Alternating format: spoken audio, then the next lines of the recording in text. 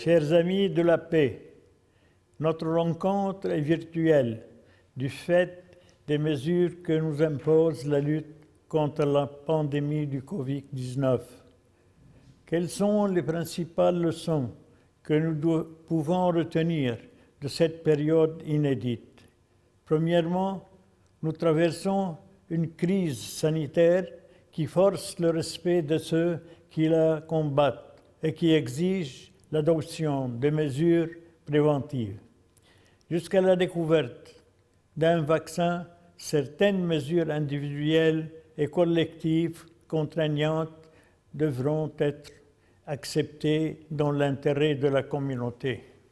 Deuxièmement, nous assistons à un dérèglement économique qui exige des réformes afin de s'adapter à la globalisation financière et s'ajuster pour mettre en valeur les atouts locaux. Pour cela, il faut répondre à l'exigence de transparence dans la gestion des affaires publiques. Il faut sortir de la logique rentière et encourager les métiers du futur. Investir dans une jeunesse talentueuse pour développer les énergies renouvelables et le numérique, notamment dans les secteurs de l'éducation, de la culture et des arts.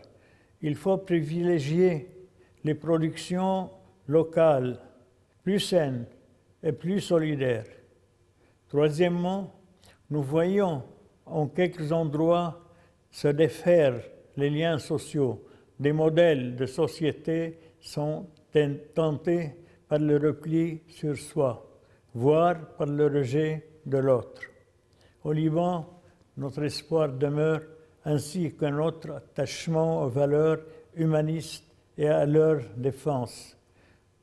Notre réponse s'intitule « L'Académie de l'Homme pour la rencontre et le dialogue » que nous avons lancée avec l'appui de l'Organisation des Nations Unies, conçue comme un espace d'ouverture sur l'autre et de brassage.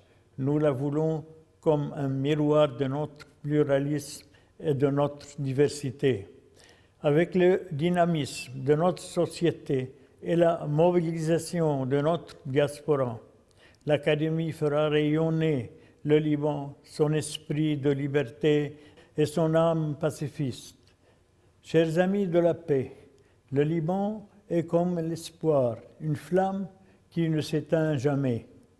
Elle peut vaciller, elle peut trembler, mais quoi qu'il advienne, elle continuera à éclairer. Ensemble, gardons l'espoir et la lumière rejaillira.